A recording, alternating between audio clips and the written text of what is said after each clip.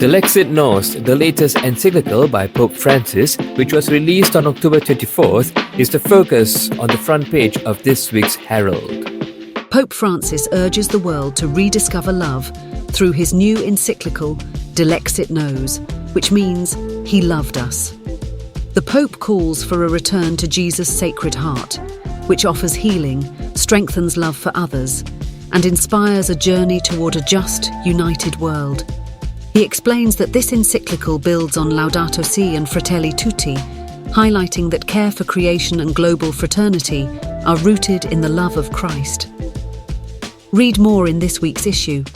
The Synod on Synodality concluded last weekend, and Fr Clarence Devadass's remarks on the unique challenges of living synodality in Asia went viral in Malaysia. Father Clarence emphasised that in Asia's pluralistic context, where Catholics are a minority, dialogue is not optional but essential for survival, calling it a daily practice within the region's diverse cultures. There is a need to dialogue. There is a need to seek harmony. Some people say dialogue is an option, but if I may be brave enough to say, in Asia, dialogue is not an option, but dialogue and harmony is a matter of survival in order to exist, in order to live with others.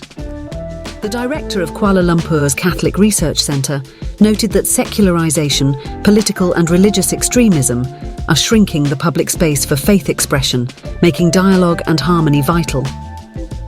He also stressed that Asian migrants are new missionaries, carrying their faith to the communities where they live and work, helping keep the church alive. Meanwhile, on October 18th, 140 university students, primarily from North America, gathered at the Vatican's Paul VI Hall to engage with Synod leaders. The event, University Students in Dialogue with Synod Leaders, featured a Q&A session with Cardinal Mario Gresh, Cardinal Jean-Claude Hollerich, Sister Leticia Salazar, and Bishop Daniel Flores. The roundtable discussion mirrored the spirit of the Synod on Synodality, embodying Pope Francis' vision for the Church as a community that listens, engages, and walks together. Students posed thoughtful questions, reflecting their desire to actively participate in the Church's journey toward renewal and dialogue. The details of this event in the youth section. Back home, the Chapel of St. James celebrated its 100th anniversary on October 19th.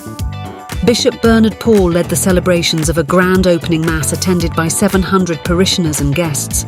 The ceremony included a blessing of the newly renovated chapel and a confirmation mass for 7 young individuals.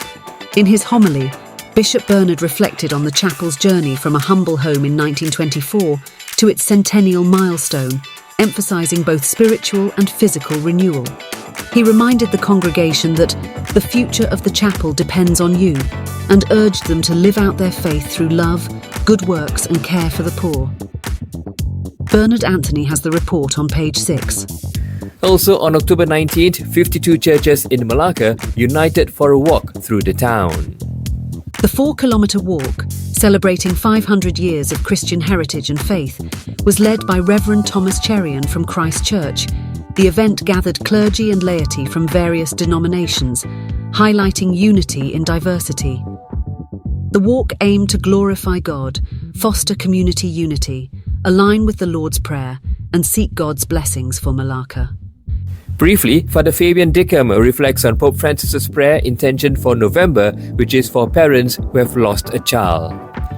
Jonathan Charanraj, a member of the Seeds Ministry, shares his journey of being a full-time Catholic lay missionary in our inspirational segment.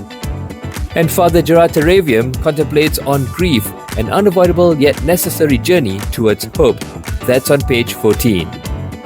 All this and more stories in this week's Herald. Get your copy at your parish this weekend.